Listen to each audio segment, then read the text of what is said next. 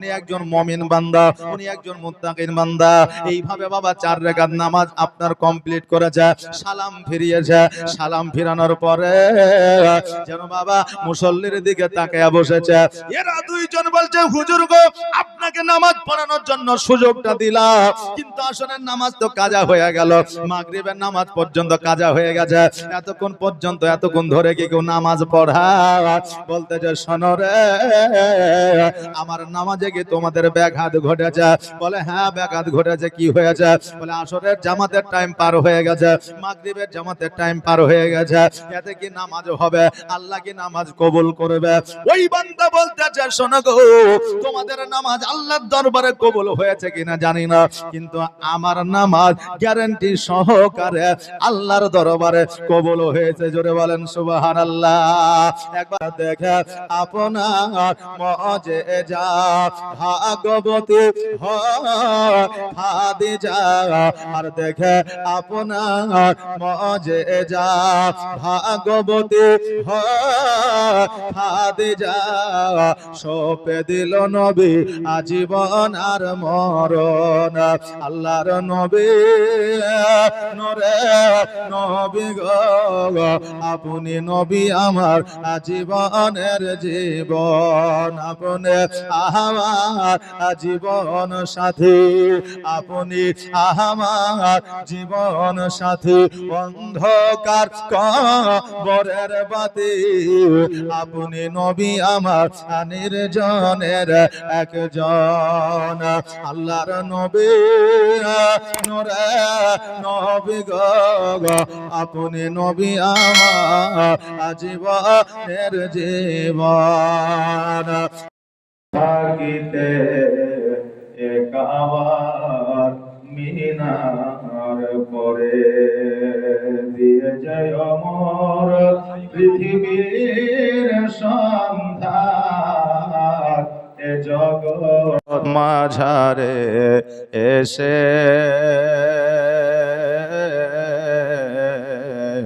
নতুন করিয়া আজান হাকিতে একাবার মিনার পরে। আল্লাহুম্মা সাল্লি আলা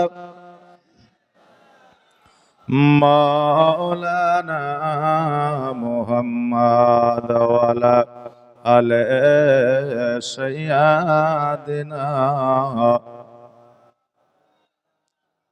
মুহাম্মাদ। আলহামদুলিল্লাহ, সমস্ত প্রশংসা সেই মোহন করুণাময় আল্লাহ, যিনার কুদরতে সারা বিশ্ব লালন ও পালন। তাই সকলে আমরা একবার পড়ি আলহামদুলিল্লাহ। তারপরে পরে আকা মাওলা জনাবে মুহাম্মদ রাসূলুল্লাহ সাল্লাল্লাহু তাআলা আলাইহি ওয়াসাল্লামের প্রতি লাখো কোটি দরুদ ও সালাম, শান্তির ধারা বর্ষিত হোক, অর্পিত হোক, নাজিল হোক। তাই সকলে আমরা আবারও পড়ি আল্লাহুম্মা আমিন। আল্লাহ তাবারাক তাআলা আল কোরআনুল মাজিদের মধ্যে বললেন, ওয়া আম্মা বিনিআমাতি রাব্বিকা ফাহাদ্দিস। আল্লাহ বললেন, বান্দারে, তোমরা যারা আমার নিয়ামতের প্রশংসা করো, আমি আল্লাহ আমার প্রশংসা করা হয়। জোরে বলেন সুবহানাল্লাহ। আল্লাহর নিয়ামতের যে প্রশংসা করা হয়, আল্লাহ তাবারাক তাআলা বলেন আমার প্রশংসা করা হয়। বেরাদার, সন্ধ্যা থেকে নিয়ে এতক্ষণ পর্যন্ত যাহা কিছু আলোচনা করা হলো, আল্লাহর কুল কায়নাতে যত নিয়ামত আছে সমস্ত নিয়ামতের প্রশংসা করা হয়েছে। আর এতেই আমার আল্লাহ তাবারাক তাআলা খুশি হয়ে গেছে। এই খুশি হয়ে যাওয়ার কারণে কাল কিয়ামতের দিন আল্লাহ তাবারাক তাআলা হয়তো এরই বাদাওলাতে আমাদের সমস্ত গুনাহ খাতা মাফ করে দিবে। জোরে বলেন সুবহানাল্লাহ। আজকে আমরা এই জায়গায় উপস্থিত হয়েছি কিছু নেকি নেওয়ার জন্য, নাকি বলেন? বিনা উদ্দেশ্যে বিনা কারণে আমরা এখানে কেউ নাই। আর আমরা তো কথায় কথিত আছে যে আমরা বাঙালি, আর বাঙালি বিনা কিছুতে কোনো জায়গায় যায় না। হয়তো এর বাদৌলত আজকে পাবেন না, কিন্তু কিয়ামতের দিন অবশ্যই অবশ্যই পাবেন। বিরাদার মিল্লাত ইসলামিয়া। তবে এই সভার সবচাইতে বয়স্ক মনে হয় বক্তা আমি, নাকি বলেন?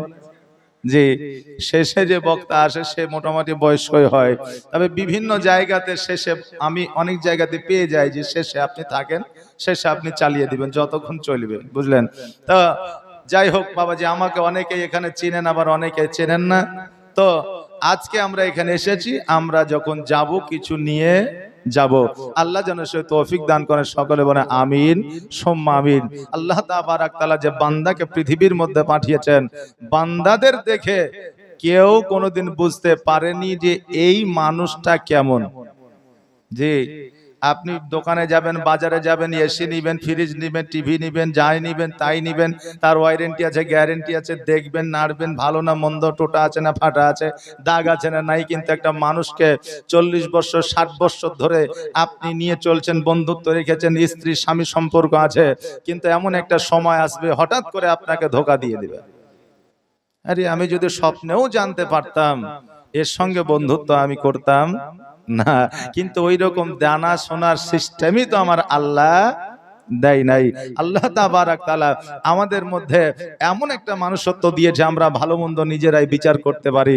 বিরাদার, তা আমার উদ্দেশ্য হলো কোন মানুষটা কেমন এই বিচার করার ক্ষমতা আমার আল্লাহ তাবারাক তাআলা কাউকে দেয় নাই, আর এই দেখেন কিয়ামত পর্যন্ত দিবে না। সুবহানাল্লাহ। কি নাম?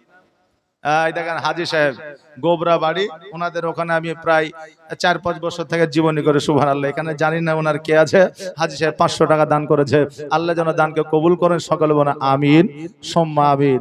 বাবাজি ভাইরা আমার, আমরা যতজন এইখানে এখনো পর্যন্ত বসে আছি, এখন আর আরামের ঘুমকে হারাম করিয়া এই জায়গায় আরাম করে আমরা ওয়াজ মাহফিল শুনতে আছে, রাত্রির ঘুমটাকে আমরা ছেড়ে দিয়ে এই জায়গায় বসে আছি। কাল কিয়ামতের দিনে আল্লাহ তাবারাক তাআলা যখন জিজ্ঞাসা করবে, বান্দারে পৃথিবীর মধ্যে 6 বছর, পৃথিবীর মধ্যে 50 বছর, 60 বছর তুমি জীবন যাপন করেছো, বলো বলো আমার জন্য তুমি কি এনেছো, আমার জন্য তুমি কি করেছো বলো। আমরা বলবো আল্লাহ গো, জীবনে পৃথিবীর মধ্যে নামাজ পড়েছি, রোজা করেছে আল্লাহ। এই সমস্ত জায়গাগুলোতে আমাদের যদি ভুল হয়ে যায়, আমাদের যদি ভ্রান্তি হয়ে যায়, আল্লাহ তুমি নামাজ কবুল করতেও পারো, না করতেও পারো। রোজা অবস্থায় যদি আমরা মিথ্যা কথা বলে দেই, রোজা অবস্থায় যদি আমরা কুলি করতে গিয়ে পানি পান করে নিই, রোজা অবস্থায় যদি গীবতে লিপ্ত হয়ে যায়, আল্লাহ আমাদের রোজা তুমি কবুল করতেও পারো, না করতেও পারো। কিন্তু আল্লাহ গো, আপনার প্রিয় হাবিব বলে দিয়েছে যে জায়গা আল্লাহ আল্লাহ রাসূলের আলোচনা হয়, ওই জায়গায় যে বান্দা গিয়ে বসে, ওই জায়গাটা জগতের সাধারণ কোনো জায়গা থাকে না, ওই জায়গাটা হয়ে যায় জান্নাতের বাগিচা। জোরে বলেন সুবহানাল্লাহ। আল্লাহ গো, এমন একটা সময় ছিল, এমন একটা রাত্রি ছিল, যেই রাতের কাশিয়াডাঙ্গার বুকে একটা মাহফিল হইতেছিল, ওই মাহফিলে শেষ পর্যন্ত আমরা বসেছিলাম। আল্লাহ ওই রাত্রিটাকে তুমি কবুল করেছি গো না জানি না। আমার আল্লাহ বলবে, বান্দারে তোমার নামাজ রোজা খামতি হয়েছে, কমতি হয়েছে, আমি আল্লাহ কবুল করেছি কিনা আমি আল্লাহ নিজেই জানি, তোমরা জানো না। কিন্তু নামাজ রোজা কবুল হয়েছে কিনা সেটা তো পরের কথা, কিন্তু রাত্রি জেগে যে তুমি আরামের বিছানা ত্যাগ করে আমার রাসূলের বাণী শুনেছো, আমার বাণী তোমরা শুনেছো, এটার বাদৌলতে তোমাদের সকলের জীবনের গুনাহ খাতা আমি মাফ করে দিলাম। জোরে বলেন সুবহানাল্লাহ। বাবাজি ভাইরা, ওই রাত্রিটা আমরা পেয়েছি, আর এর মধ্যে কে যে গুনাহ মাফ হবে, আল্লাহ কার গুনাহ মাফ করবে এটা একমাত্র আল্লাহ জানে। গুনাহ যার মাফ হয়ে যাবে, পৃথিবীর মধ্যে সেই বান্দা জানতে পারবে, পৃথিবীর মধ্যে সেই বান্দা আলামত পাবে, দেখবে পৃথিবীর মধ্যে যারা নামাজ পড়ে, নামাজ আল্লাহর দরবারে কবুল হইল কিনা ওই বান্দা জানতে পারবে। যার নামাজ কবুল হইল না, সেই বান্দাও জানতে পারবে নামাজ কবুল হইল কিনা। কেন না, আমার আল্লাহ তাবারাক তাআলা প্রত্যেকটা মানুষের মধ্যে এমন একটা মেশিন বসায়া দিয়েছে, কোনটা ভালো আর কোনটা খারাপ এটা কাউকে বলা লাগবে না, মানুষ তুমি নিজেই জানতে পারো। জানতে পারে না কোনটা ভালো কোনটা মন্দ, মানুষ জানতে পারে। তবে যারাই আছেন একটু মন দিয়ে শুনবে, ঘুমায় ঘুমায় শুনলে কিন্তু কাজ হবে না। বেকার মৌলভী সাহেবের আপনার বকা হবে, মাইক ম্যানের রাত্রি জাগা হবে, কমিটির আপনার কাজগুলো আপনার পড়ে থাকবে। যদি শুনতে হয় মন দিয়ে শুনবে।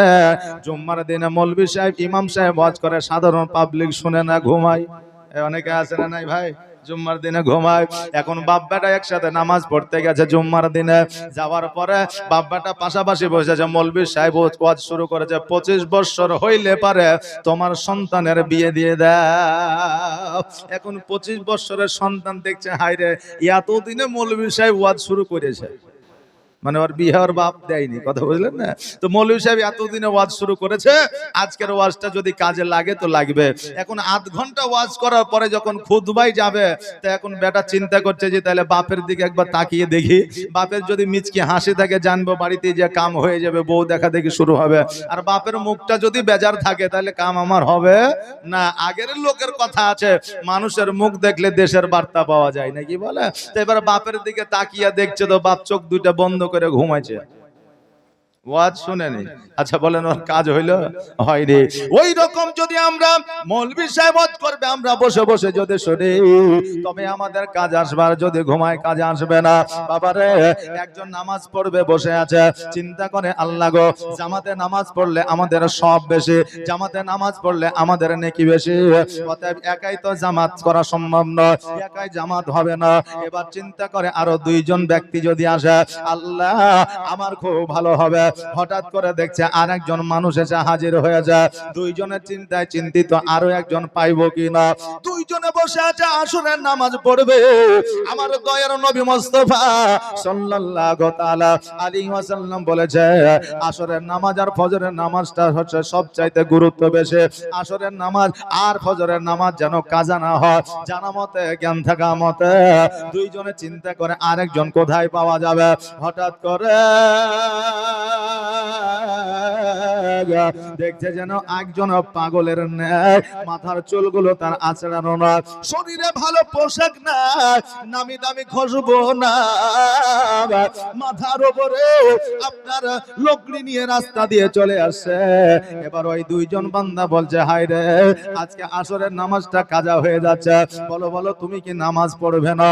ওই বান্দা বলতেছে, আমিও নামাজ পড়বো চিন্তা করতেছি, আর রাস্তা দিয়ে হাঁটতে আছি, কিন্তু আমি আরো দুইজনকে খুঁজতেছিলাম, কারণ তিনজন ছাড়া জামাত করা সম্ভব না। এই জন্য আমি দুইজন খুঁজতেছিলাম। এরাও বলছে আমরাও তো একজনকে খুঁজতেছিলাম, চলেন চলেন নামাজটা আদায় করে দিই। এবার বলতেছে চলো নামাজ আদায় করে নিব। বলে শোনো গো, তুমি তো জঙ্গলের মধ্যে থেকে আসলা, আর জঙ্গলের মধ্যে থেকে আসার পরে তুমি বলছো চলো নামাজ পড়বো, তুমি কি উযু বানাবা না? নামাজে যাওয়ার আগে উযুর দরকার আছে, পাক ও পবিত্রতা দরকার আছে। এবার দুইজন বলছে তুমি কি উযু বানাবা না?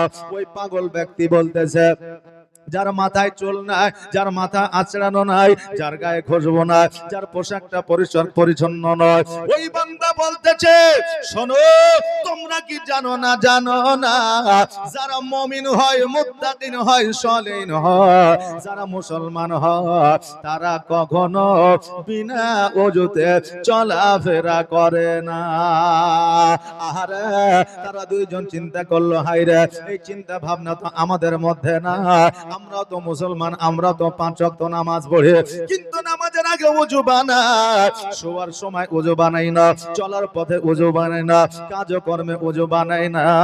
অতএব এই বান্দা যখন বলতেছে আমি সর্বদা সর্বক্ষণ পবিত্র, অতএব নিশ্চয়ই মুমিন বান্দা আছে, চলো চলো আমরা নামাজ পড়াবো না, ওকে নামাজ পড়ানোর জন্য আগে পাঠাইয়া দাও। এবার বলছে হুজুর গো, আপনি নামাজটা পড়ায়া দাও, আমরা নামাজ পড়বো।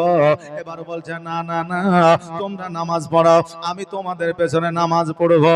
বলছে না হুজুর, আপনি যদি নামাজ না পড়া আমরা নামাজ পড়বো না, অতএব জামাতের ইমাম আপনাকেই হতে হবে। এবার দাঁড়িয়ে গেলে, একামত হয়ে গেল, এবার আপনার কানে হাত দিয়া হাতটা বেঁধে নিলে, আর বেঁধে নেওয়ার পরে সূরা ফাতিহা যেন পড়লে, তারপরে সূরা মিলাইলে, বাবারে দাঁড়িয়ে আছে তো দাঁড়িয়ে আছে, রুকু সেজদায় যাবার কোনো নাম কথা নাই। এখন এরা দুইজন চিন্তা করে, আরে একে যে নামাজে দাঁড়ায় দিলাম, হয়তো নামাজ জানে কি বা জানে না, একে তো চিনি না, অতএব প্রথম রাকাতে যদি এত দেরি হয়, আরো 3 রাকাত বাকি আছে, মাগরিব পার হয়ে যাবে, কিন্তু নামাজ শেষ হবে না।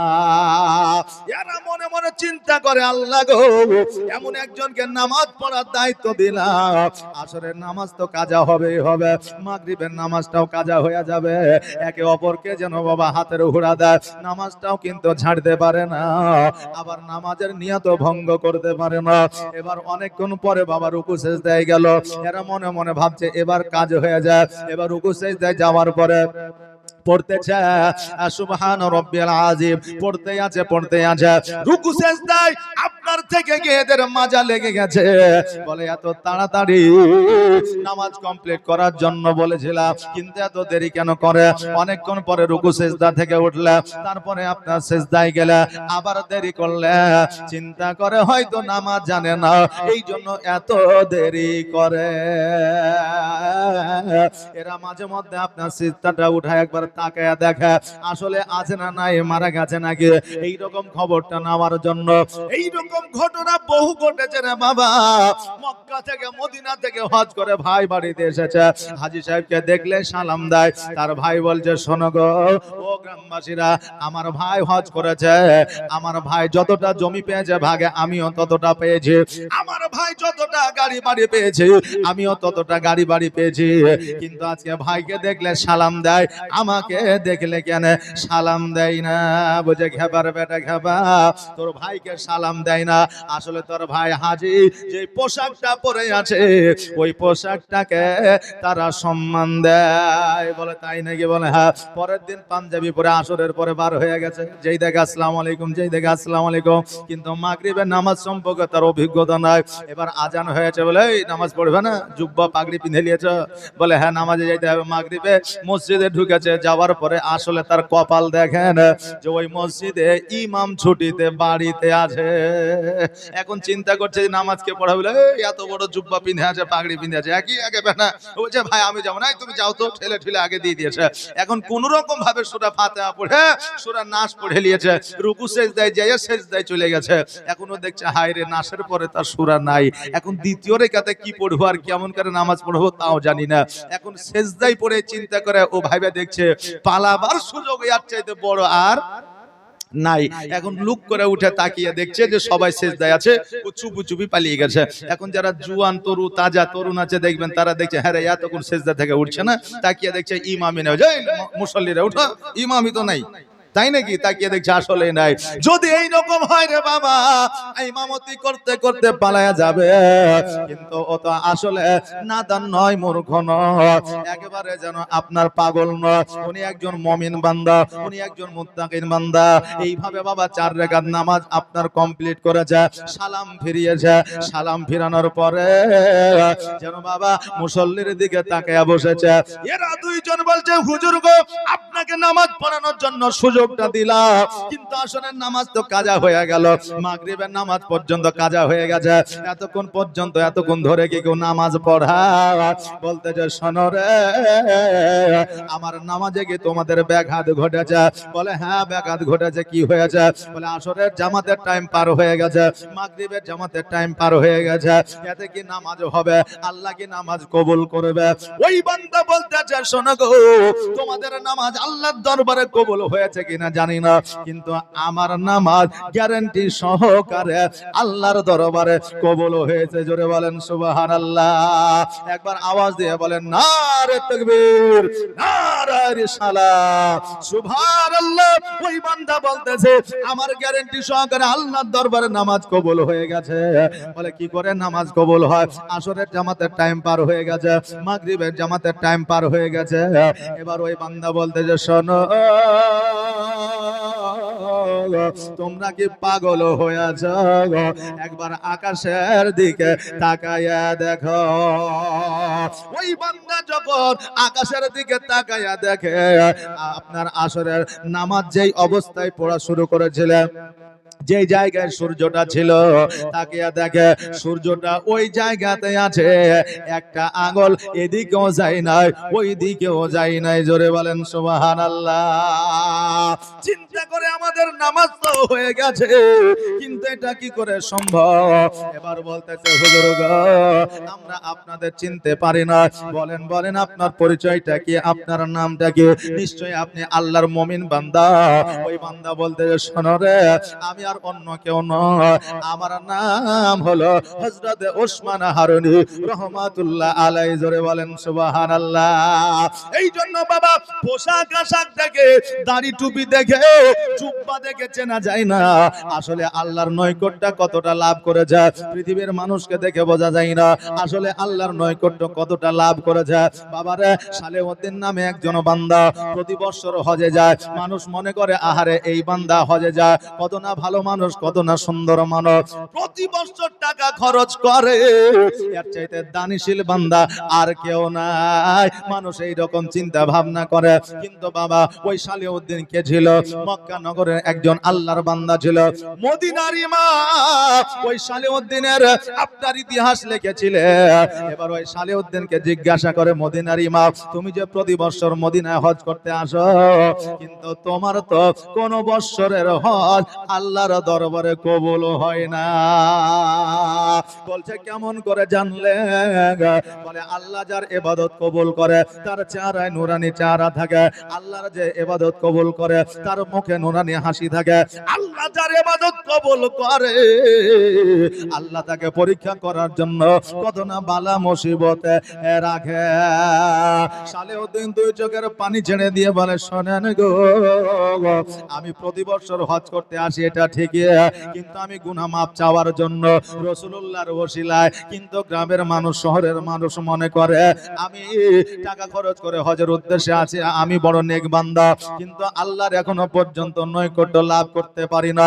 আমি একজন তরুতাজা যুবক ছিলাম, আমার হাতে পাওয়ার ছিল, আমার রক্তে গরম ছিল, আমার পায়ে বল ছিল, আমার স্মরণ শক্তি ভালো ছিল, চোখের পাওয়ার ছিল। কানে পাওয়ার কমে গেছে, চোখের পাওয়ার কমে গেছে। কেন না, আমি একদিন বন জঙ্গল থেকে কাঠ কেটে বাড়িতে আসলাম, আসার পর বিবিকে বললাম, বিবিরে রান্না বান্না কি হয়নি, খাবার দাও। বিবি বলল রান্না বান্না হয় না। আমি রাগে রাগান্বিত হয়ে গেলাম, কেন খাবার হয় না? বলে তোমার মা চাল দেয় না, এই জন্য রান্না করি না। তোমার মা আমার সঙ্গে ঝগড়া করেছে। আমি আমার বিবির কথায় রাগ রেগে গিয়ে আমি মাকে গিয়ে একটা লাথি মেরে দিয়েছিলাম, আর আমার মা জমিনের মধ্যে পড়ে গিয়ে মৃত্যুবরণ করেছিল। আমার মা আমার প্রতি নারাজ হয়েছিল, আজও পর্যন্ত আমার মা আমাকে ক্ষমা করে না, আর আজও পর্যন্ত আমার হজ আল্লাহর দরবারে কবুল হয় না। আমি হজ করি, আমার হজ কবুল হয় না, এটা আমি জানতে পারি, কিন্তু মানুষ এটা জানে না। মদিনার ইমাম বলল, সালেউদ্দিন শোনো রে, তোমার এখনো পর্যন্ত একটা সুযোগ আছে। বলে কি সুযোগ? বলে তোমার মায়ের কবরের কাছে চলে যাও, আর মায়ের কবরের কাছে যাওয়ার পরে ওই মায়ের কাছে তুমি কান্না করো। তোমার মা হয়তো ইহজগৎ ছেড়ে পরজগৎ গমন করেছে, তোমার মায়ের শরীরটা হয়তো মাটিতে নিয়ে নিয়েছে, কিন্তু তোমার মায়ের যে রূপ, তোমার মা তোমার সব কথা শুনতে পাবে। অতএব তোমার মা তোমার কান্না সহ্য করবে না, কারণ মায়ের মতো দরদী, মায়ের মতো জননী, মায়ের মতো ব্যথায় বেথনি পৃথিবীতে আর কেউ হতে পারে না। ওই সালেউদ্দিন বাড়িতে আসলে, মায়ের কাছে গেলে, কবরের কাছে গিয়ে কান্না করে, মা গো, বাচ্চা কালে আমার জ্বর হইলে তোমার ঘুম হারাম হয়ে গেছে, পেটে ব্যথা হইলে খাবার বন্ধ হয়ে গেছে, ওগো মা, আজকে আল্লাহ আমাকে কেমন অবস্থায় রেখেছে দেখো, আমার পা অচল হয়ে গেছে, আজকে আমার হাতে বল না, আজকে চোখে যদি না, আজকে মুখে কথা বলতে পারি না, কানে শুনতে পাই না, মা গো, তুমি ক্ষমা না করিলে আল্লাহ আমাকে জান্নাত দেবে না। এই কান্না করতে করতে হঠাৎ করে সালেউদ্দিনের চোখে যেন পাওয়ার আসলো, কানে যেন শুনতে পায়, হাত ও পা যেন ঠিক হয়ে গেল। ওই সালেউদ্দিন বুঝতে পারলো, জানতে পারলো, আমার মা আমাকে ক্ষমা করে দিয়েছে। মায়ের মতো দরদী জগতে আর কেউ হতে পারে না। মা সন্তানের কষ্ট দেখিয়া, মা একমাত্র সন্তানকে ক্ষমা করতে পারে নির্দ্বিধায়। জোরে বলেন সুবহানাল্লাহ। এই জন্য কই বলছে, মায়ের দিলেতে ব্যথা কখনো দিও না, কখনো দিও না, আর মায়ের দোয়া পাওয়া যায় গো,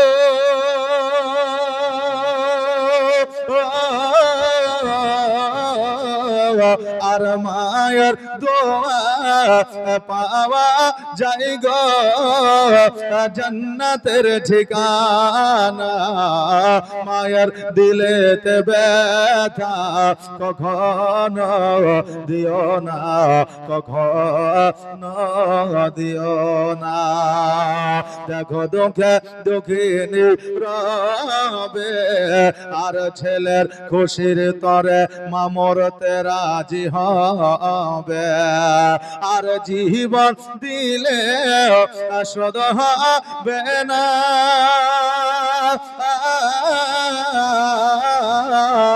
আর জীবন দিলে শোধ হবে না মায়ের দুধের দেনা।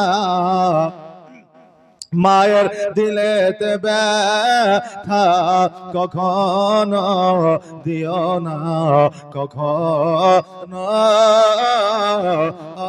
দিও না। আল্লাহুম্মা সাল্লি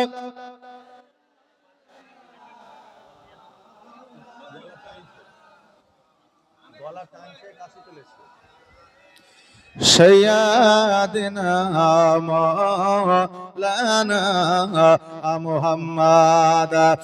বাবাজি ভাইরা আমার মায়েরা, আপনাদের কাছে একটা বার্তা দিয়ে যেতে চাই। আজকে অনেকে রোগ বালা ভালো হয় না, আজকে অনেকে রোজগার করে বাড়িতে যেন বরকত হয় না, আজকে ব্যবসা করে ব্যবসায় যেন উন্নতি হয় না। আজকে আমরা ডাক্তার মাস্টার ওকিল হাকিমের কাছে ছুটে, আজকে ওঝার কাছে আমরা যাই, তাবিজ কবজ নিয়ে আসে।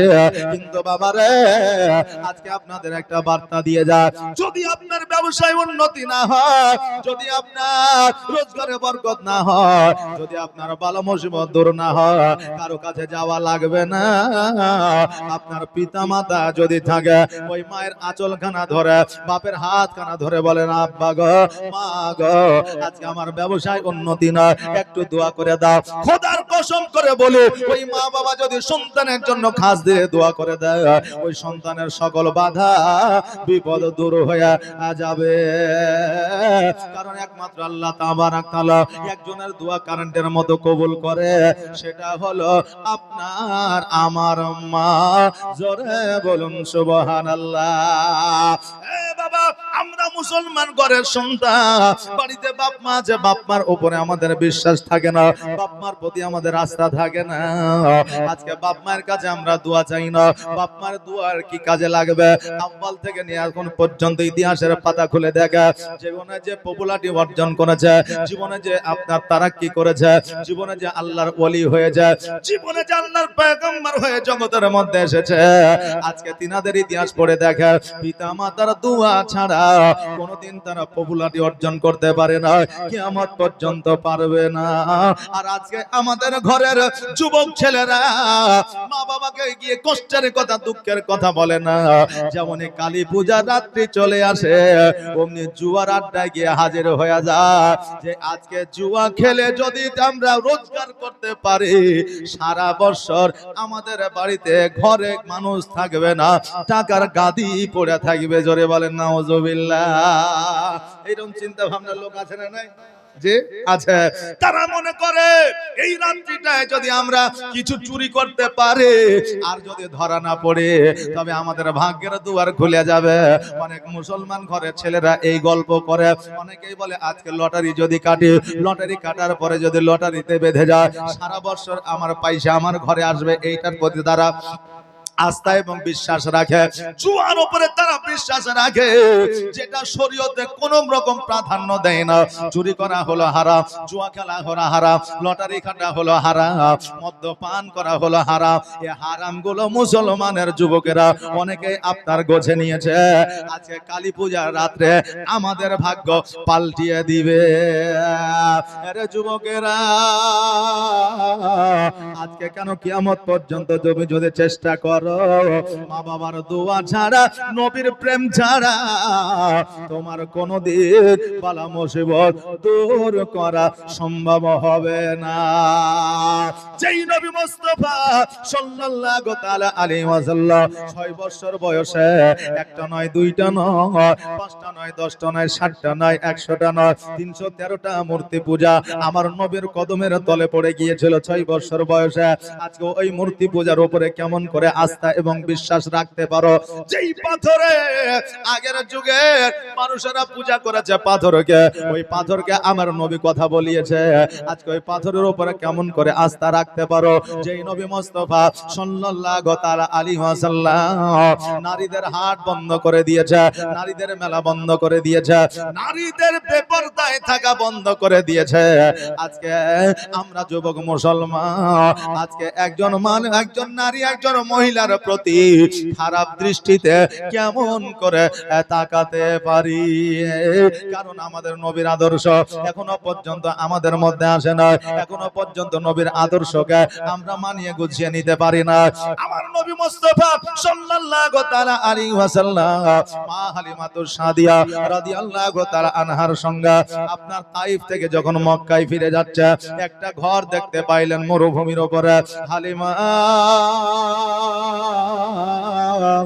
রাদিয়াল্লাহু তাআলা আনহা বললেন, এ মুহাম্মদ সাল্লাল্লাহু আলাইহি ওয়াসাল্লাম এতটা পথ অতিক্রম করে এসেছে, আজকে এই জায়গায় একটু আরাম করে নিয়ে।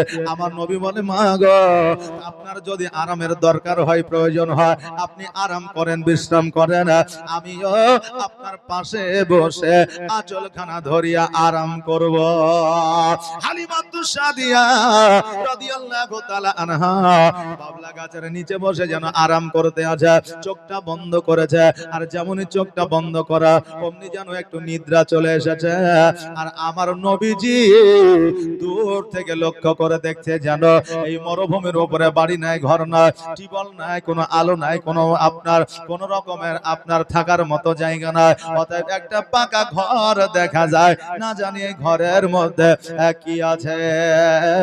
বাচ্চা ছেলেদের জানার বাবা অনেক বিষয় আছে, দেখবেন বাচ্চারা বাবাদের মায়েদের অনেক জ্বালায়, মা গো এইটার মধ্যে কি আছে, এটা থেকে কি হয়, ওইটা কি হয়, তার কারণ হলো তারা জানতে চায়। নবী আমার চিন্তা করে ঘরের মধ্যে কি আছে, এবার এক পা দুই পা করে আগাতে আগাতে গিয়ে ওই ঘরের দরওয়াজায় যেমনই আপনার হাতখানা দিয়েছে দরওয়াজা খুলে দেবে, দরওয়াজায় হাত দেওয়ার আগে দরওয়াজা যেন খুলে গিয়েছে। আর ওই ঘরের মধ্য থেকে শত শত মূর্তি আমার নবীর পায়ের তলে পড়েছে। জোরে বলেন সুবহানাল্লাহ। আল্লাহর নবী নূরে নবী গো, আপনি নবী আমার আজীবনের জীবন। জোরে বলেন সুবহানাল্লাহ। একটা আওয়াজ দিয়ে বলা যাবে না ইয়া রাসূলুল্লাহ?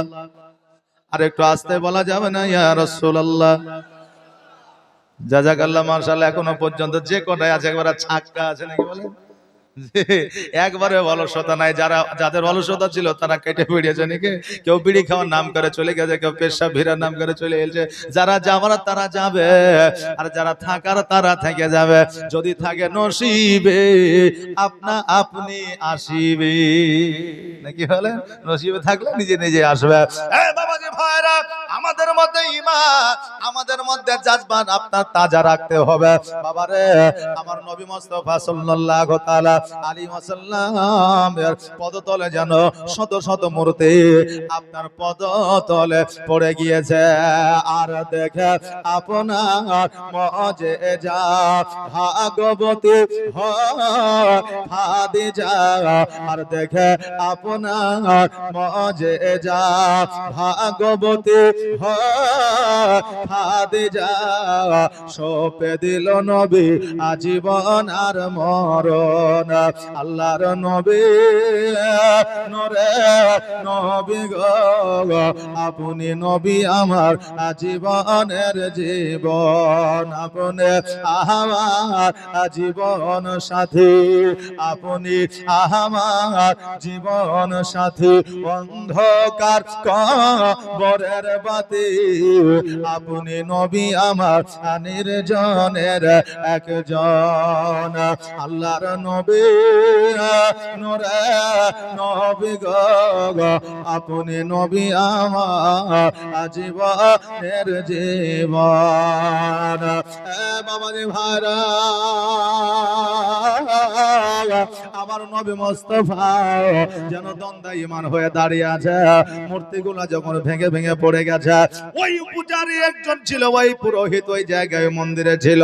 ওই পুরোহিত জলদি করে বার হয়ে আসে, আমার নবীজির হাত কানা ধরেছে, বলে বাচ্চারে এতগুলো মূর্তি তুমি ভেঙে দিলে কারণটা কি? নবী আমার বলে, শোনো গো, আমার মাত্র 5 বছর 8 মাস বয়স, আমি এত বড় বড় মূর্তি কেমন করে ভাঙতে পারে?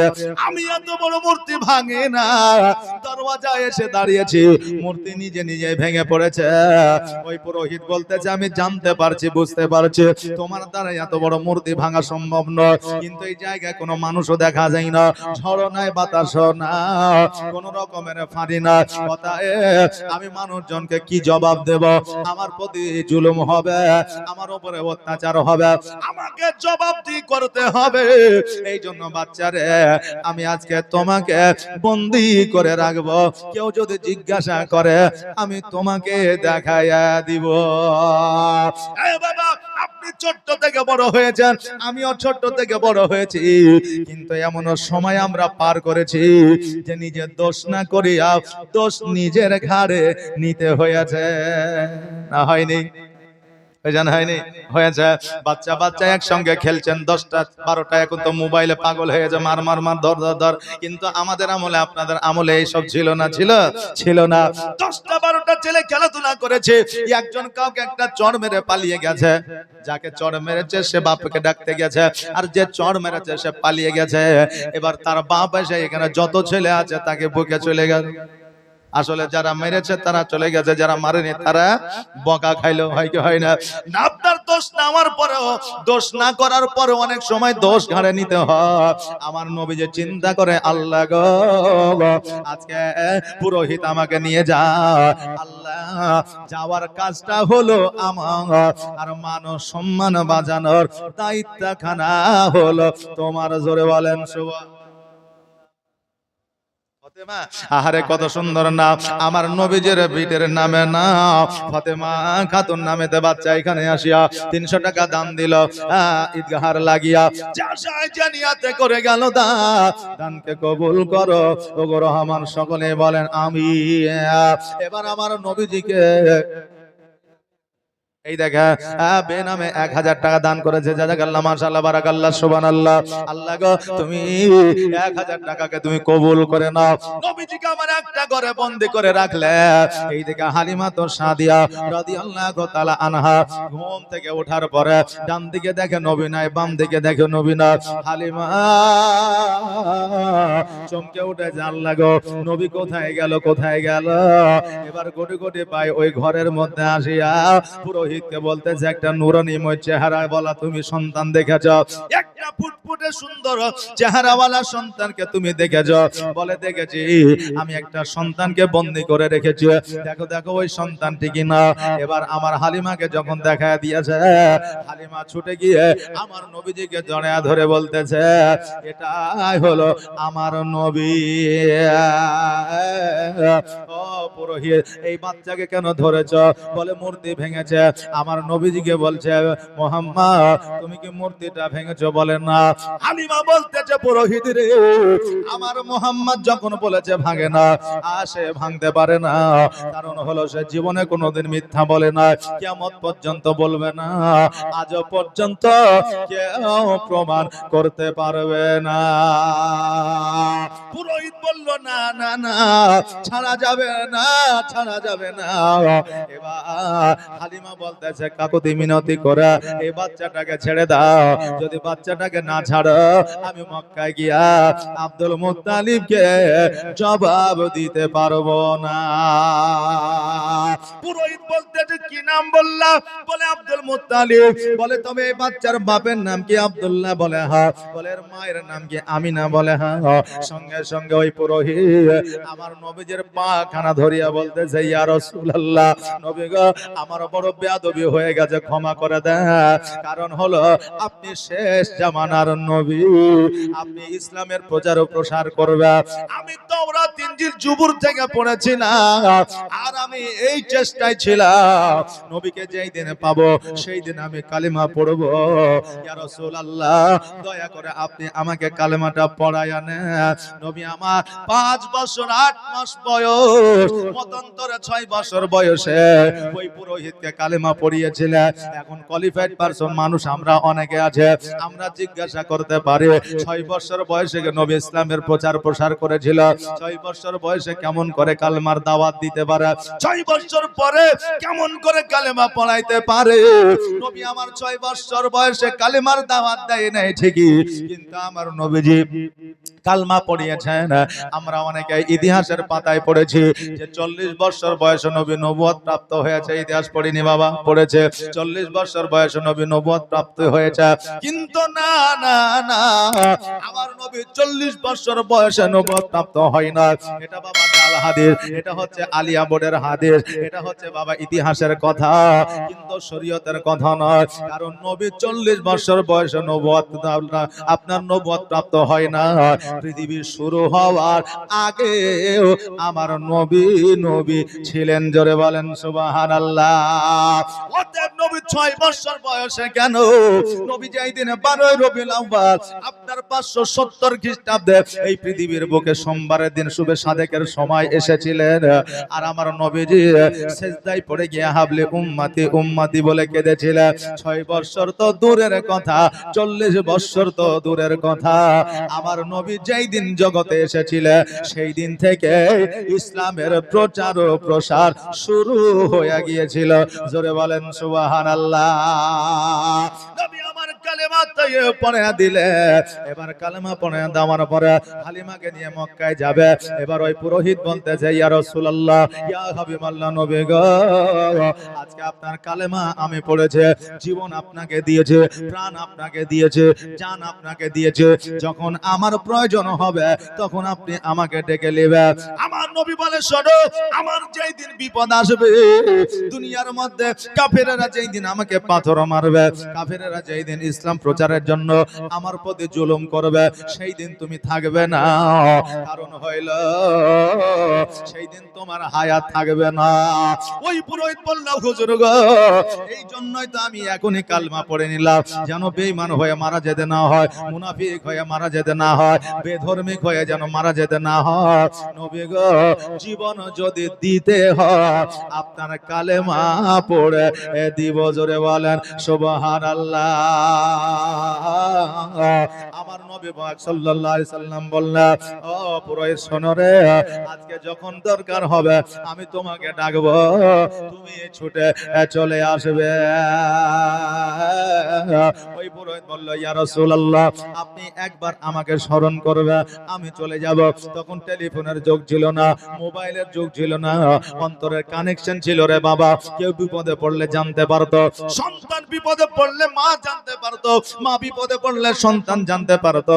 আর এখন ইন্টারনেটের যুগ থাকার পরেও কেউ কারো খবর বলতে পারে না।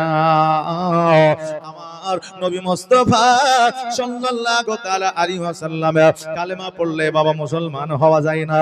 এইজন্য নবীর প্রতি মহব্বতের দরকার আছে। আর জীবন যদি দিতে হয় নবীকে দিও, প্রাণ যদি দিতে হয় নবীকে দিও। নবী তরানে वाला, নবী বাঁচানে वाला, নবী তরানে वाला, নবী বাঁচানে वाला। আর প্রাণের চেয়ে প্রিয় তাই, প্রাণের চেয়ে প্রিয় তাই নবীকে চিনো না। ভালো যদি বাঁচতে হয় আমার নবীকে বাসন। আর সাকারাতের বিছানাতে কি যে যন্ত্রণা, সাত সাগরের পানি দিলেও তৃষ্ণা মিটে না। জোরে বলেন না সুবহানাল্লাহ। আর সাকারাতের বিছানাতে কি যে যন্ত্রণা, আর সাত সাগরের পানি দিলেও তৃষ্ণা মিটে না। আর কৌশারের পানি দেবেন, কৌশারের পানি দেবেন শাহে মদিনা। ভালো যদি বাঁচতে হয় আমার নবীকে বাসো, আয় হায় জান যদি দিতে হয় আমার নবীকে দিও। আল্লাহুম্মা সাল্লি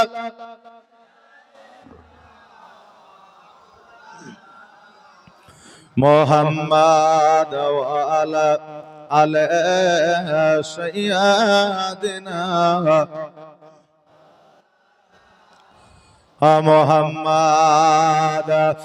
বাবাজি ভাইরা, আমার নবী মুস্তাফা সাল্লাল্লাহু তাআলা আলাইহি ওয়াসাল্লাম দেখার জন্য গেছে, মূর্তি আমার নবীর পায়ের তলে পড়েছে, পুরোহিত পর্যন্ত মুসলমান হয়েছে, কালমা পড়েছে।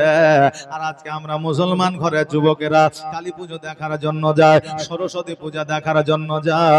আজকে আমরা পূজার মণ্ডপে গিয়ে ঘোরাফেরা করে, তোমার কি একটু লজ্জাও লাগে না? যে মুসলমান আমরা, নবী প্রেমিক আমরা, নবীর আশিক আমরা, যেই নবী মূর্তির জায়গাতে যাওয়া তো দূরের কথা, যেই মূর্তির নাম উচ্চারণ করে না, আজকে তুমি সেই জায়গায় যাওয়ার পরে তুমি নিজেকে কেমন করে দাবি করতে পারো আমি নবীর উম্মাহ? বলা যাবে? যাবে না। বাবারে, আজকে এই জায়গায় জীবনী করার জন্য কিন্তু আসি নাই, জীবনীর জন্য আসি নাই, কারণ আমরা জীবনী বক্তা। একটা জীবনী ধরলে আমরা 3 ঘন্টা 4 ঘন্টা চালিয়ে চলে যাব। তো বুঝলেন না যে ঐতিহাসিক বক্তা আলাদা, আর বর্তমান ভবিষ্যৎ অতীত নিয়ে যারা আলোচনা করে তাদের আলোচনা আলাদা। আর আমাদের জীবনী শুধু বুঝতে পারলে যত সুর আছে ঢালিয়ে দেবো, আর যত জীবনী আছে গায়ে চলে যাবো। যে এই যে আমাদের যে আমরা যদি এখন আমরা যেভাবে পপুলারিটি অর্জন করেছি, বুঝলেন, যে ইউটিউবার গুলো কত দূরে দূরে বাড়ি, বুঝলেন, এরা শুধু আমার লাগে বসে আছে, যে আমার জন্য বসে আছে। কারণ যে এই যে ওয়াজ, বুঝলেন, সারা পশ্চিম বাংলায় চলছে, তো এখন আমি সুরে ভাইরাল হয়েছে। এখন যদি আমি মুফতি আলমগীরের মতো করে ওয়াজ করি তা আমাকে আর কেউ ডাকবে না, ডাকবে না। এই জন্য যার যেমন ক্যাপাসিটি আছে সে সেইভাবে ইসলামের প্রচার ও প্রসার করবে, নাকি বলে? যে আল্লাহ তাবারাক তাআলা যেন আমাদের সেই তৌফিক দান করে। সকলে একবার আওয়াজ দিয়ে বলেন আমিন। বাবারে, আজকে আপনাদের বলে যায়, আবু জেহেল নামটা আমরা শুনেছি না শুনি নাই? শুনেছি তো, যে এই আবু জেহেল আমার নবীর প্রতি এত অত্যাচার করেছিল, আর এই অত্যাচার করার কারণে আবু জেহেলকে 2টা বাচ্চা ছেলে কতল করেছিল। 2জন বাচ্চাদের এই আবু জেহেলকে কতল করেছিল। ওই আবু জেহেল নবীজির কাছে আসিয়া বলল, মুহাম্মদ, আজকে আসো তুমি আমার ভাতিজা, আজকে তোমার কাছে একটা পরামর্শ করার জন্য এসেছি। বলে কি পরামর্শ বলো? বলে পরামর্শটা হলো এই, তুমি কালেমার দাওয়াত দাও, আমার রাগ হয়, আমি যে মূর্তি পূজা করে এই জন্য মানুষের তোমার উপরে রাগ হয়, এই জন্য আজকে আমরা নিজেরাই একটা মীমাংসা করেলি, একটা ফাইসালা করেলি। বলে কি ফাইসালা? বলে ভাতিজা শোনো, 1 সপ্তাহ তুমি আমার মন্দিরে গিয়ে মূর্তি পূজা করবা, আর আমি তোমার 1 সপ্তাহ মসজিদে এসে নামাজে পড়বো। এই চুক্তিতে তুমি রাজি হয়ে যাও। আর এই চুক্তিতে যদি তুমি রাজি হয়ে যাও তাহলে আমাদের মধ্যে আর ঝামেলা থাকবে না, চাচা ভাতিজার মধ্যে কোনো আর অশান্তি থাকবে না। আমার নবী মুস্তাফা সাল্লাল্লাহু তাআলা আলাইহি ওয়াসাল্লাম বললেন, চাচা গো, আমার আল্লাহ তাবারাক তাআলা ফয়সালা দেবে, যতক্ষণ পর্যন্ত আমার আল্লাহ ফয়সালা না দেবে ততক্ষণ পর্যন্ত আমার দ্বারা উত্তর দেওয়া সম্ভব নয়। কারণ আমার আল্লাহ তাবারাক তাআলা হলেন আলিমুল গায়ব, আর আমার নবী হলেন ইলমুল গায়ব। আমার নবী সব কিছু জানে। আমার আল্লাহ তাবারাক তাআলা জানায়া দেয় আমার নবী মুস্তাফা সাল্লাল্লাহু তাআলা আলাইহি ওয়াসাল্লাম যখন এই কথা বললেন আমার আল্লাহ বলে জিবরিল রে আর দেরি করিও না, দেরি করিও না, জলদি করো জমিনের মধ্যে যাও আর আমার নবীকে একটা সূরা দিয়ে দাও, যেই সূরার নাম হলো সূরা কাফিরুন, কুলিয়া আইয়ুহাল কাফিরুন লা আ'বুদু মা তা'বুদু, এই সূরাটা দিয়ে দাও। এই তুমি আজকে এই তোহফাটা আমার নবীকে দিয়ে দাও। আমার নবী মুস্তাফা সাল্লাল্লাহু তাআলা আলাইহি ওয়াসাল্লামের কাছে এই তোহফা যখন পৌঁছে গেল আমার নবী বললেন লাকুম দীনুকুম ওয়ালিয়াদা, চাচা গো তোমার ধর্ম তোমার জন্য, আমার ধর্ম আমার জন্য, তোমার ধর্ম তুমি করো, আমার ধর্ম আমি করি। আজকে আমার ধর্মের প্রতি তুমি আঘাত আনবা না, তোমার প্রতি তোমার ধর্মের প্রতি আমি আঘাত আনবো না। এবার আবু জেহেল বড় একটা চালাক চতুর মানুষ ছিল, বাবারে আবু জেহেল বলল ভাদিয়া তুমি মূর্তি পূজা করবা না ঠিক আছে, এক সপ্তাহ যাবা না ঠিক আছে, তবে একটা দিন আমার মন্দিরে তুমি চলো, একটা দিন তুমি চলো, তাহলে তুমি যা করবে আমি মেনে নেব, অসুবিধা নাই, তারপরে তুমি যাই বলো তাই আমি শুনে নেব।